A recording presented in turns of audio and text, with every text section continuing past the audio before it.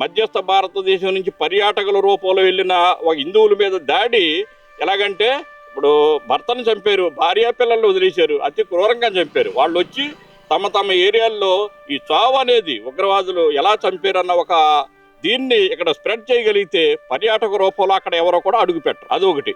తద్వారా జేఎండ్కే పర్యాటకుల రూపంలో ఎవరు వెళ్ళకపోతే పర్యాటక సంస్థ ఏదైతే ఉందో దాని మీద ఆధారపడి చాలామంది వారు అందరూ ఉపాధి పడిపోతే అక్కడ జీవించడానికి ఉండదు కదండి, వాళ్ళు తరలి వెళ్ళిపోతారు.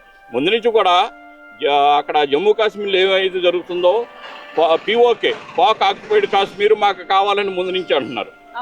ముందు నుంచి కూడా వాళ్ళ డిమాండ్. మనం ఏంటంటే దాన్ని వదిలిపెడితే పిఓకేని వదిలితే మనం జేఎండ్కే నిలుపుకోలేం. ఎందుకంటే వాళ్ళు మధ్యస్థ కాశ్మీర్కి వస్తారు, వచ్చి కాశ్మీర్ని కొద్ది రోజుల్లోనే దాన్ని ఆక్యుపై చేస్తారు. కాశ్మీర్కి మన భారతదేశ ఏదైతే రాజధాని ఉందో ఢిల్లీ అతి దగ్గరగా ఉంటుంది. ఢిల్లీని క్యాప్చర్ చేస్తే మన ఇండియాని మనం కాపాడుకోలేని పరిస్థితి.